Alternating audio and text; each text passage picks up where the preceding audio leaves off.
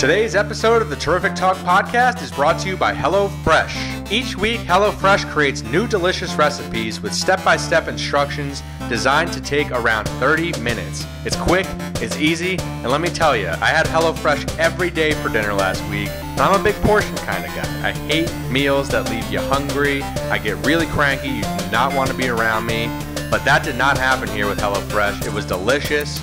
They give you the freshest ingredients, and now HelloFresh is offering light spring meals and has just introduced breakfast options. Good way to wake up. You get all this for an amazing value, less than $10 a meal, and I got something special for you. If you want $30 off your first week of HelloFresh, visit HelloFresh.com and enter the promo code TerricTom30, all lowercase, all one word. Again, for $30 off your first week of HelloFresh, visit HelloFresh.com and enter the promo code TerricTom30. All right, big podcast today. Coming up, ESPN senior writer Arash Markazi. Here we go.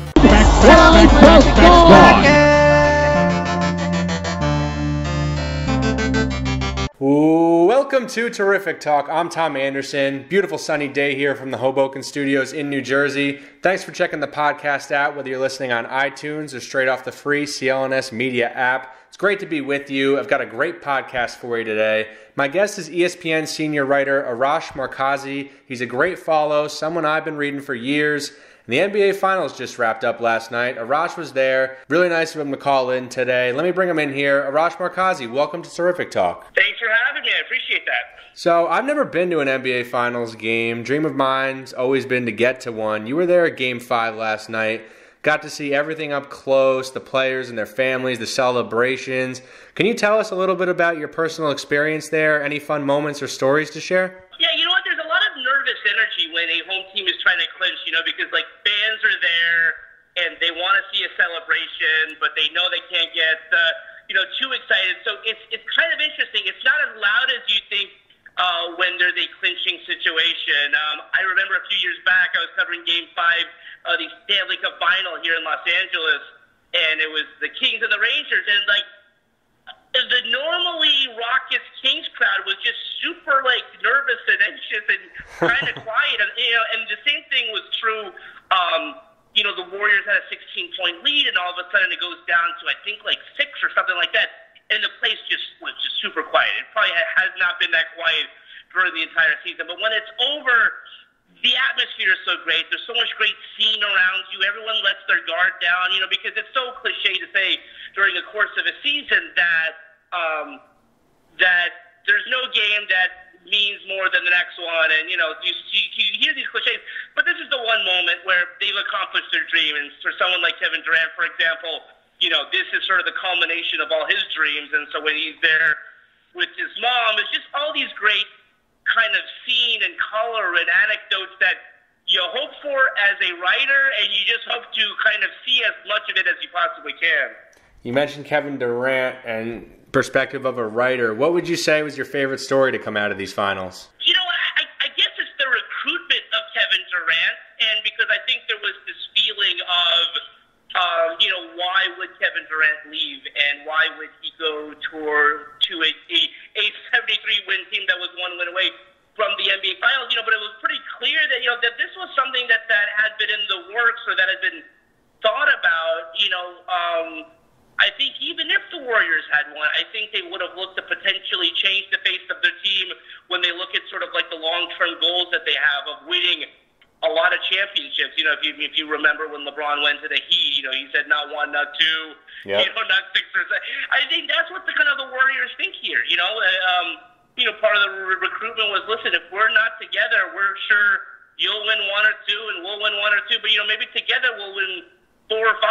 So I think the telling of that story, the recruitment of Kevin Durant, has been sort of an interesting subplot that I think we all sort of assumed that he came there just because the Warriors lost, but it's pretty clear in talking to Kevin and some other people within the organization that maybe that's not exactly the case. I wanted to give our listeners a chance to get to know you a little bit, so I wanted to go back to your start. Where did you grow up, and where did your love of sports and writing come from? So I grew up in the Valley, Sherman Oaks area, if anyone's familiar with that. It's not far from Los Angeles, a part of Los Angeles County, but people from the Valley know that if you live in the Valley, no one really likes to go into the Valley because it's super hot there. But anyways,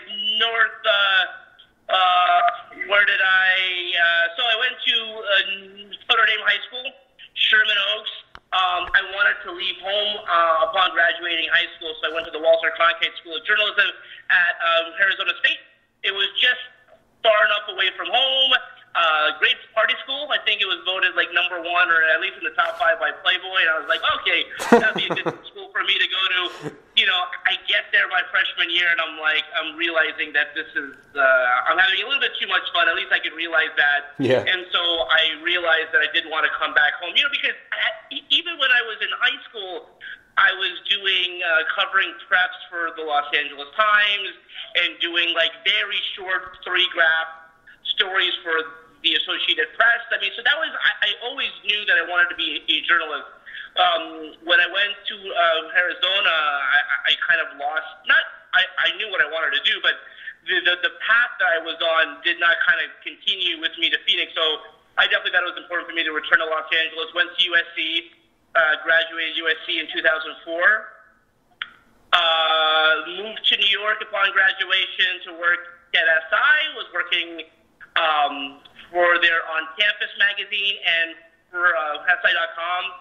And at that point, I think that was a really good time period because a lot of, you know, senior writers for the magazine didn't really care to write for the web. You know, they wanted their stories to be in print, and if they repurposed it online, great, but they weren't about to do their own sort of web exclusive piece. And so that was sort of a great time period, you know, 2004, 2005, 2006, you know, sort of like to kind of do those web exclusive stories that weren't going to be in the magazine, but I was just happy to get the opportunity to cover a lot of really cool events. So that happened, and then 2009 they launched ESPN Los Angeles.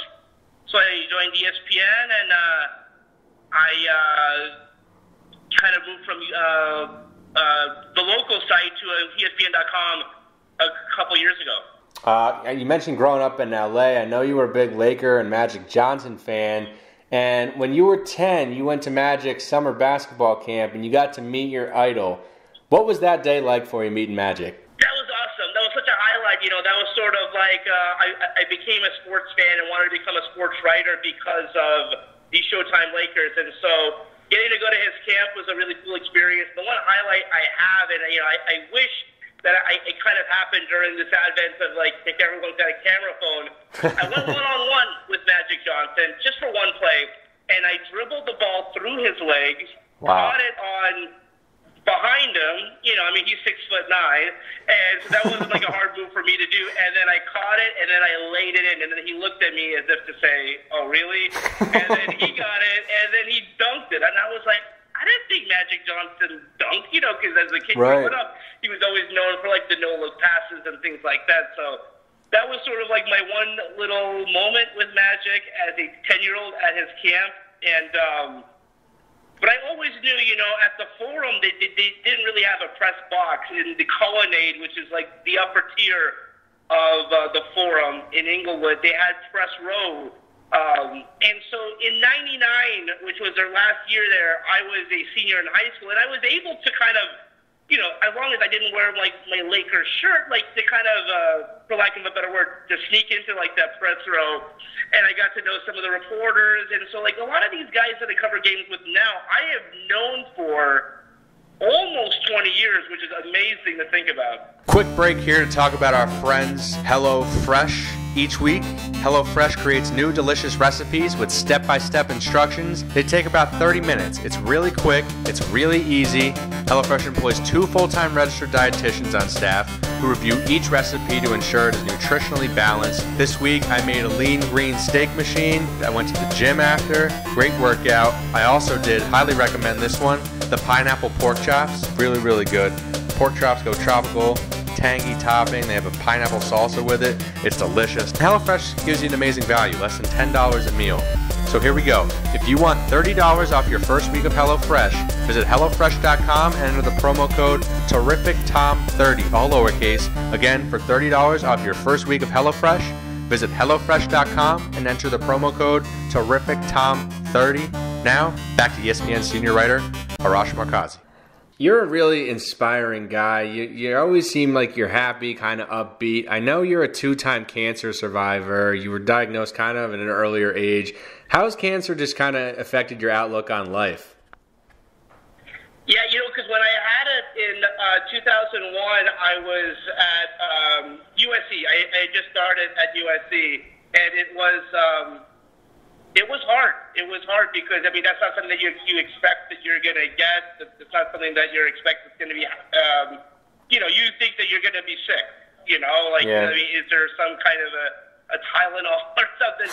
So when I was told that I had non-Hodgkin's lymphoma, and that I'm going to have to go through chemo and radiation and that whole thing, it was definitely a shock. And it definitely, changed your outlook on life. A lot of the small stuff that you used to worry about, I didn't so much anymore. I just want to enjoy life and to kind of continue doing what I'm doing. And so, and then when it was obviously extremely jarring, because usually when it's in remission or gone for 3 years, at least that type of cancer, you're kind of in the clear. So when it came back in 2005, 4 years later, that was, worse because I thought I was past it. I thought I was through with it. So, you don't treat it the same way again because it came back. So they did a stem cell transplant. They used my own stem cells, which is sort of a safer procedure. But that was another one where it's like, man, I'm kind of doing my dream job. I'm working at Sports Illustrated. I thought I was past this, but everything in life happens for a reason. And so, I truly believe, that happened for me to maybe, help others that are my age going through cancer or at least in their 20s.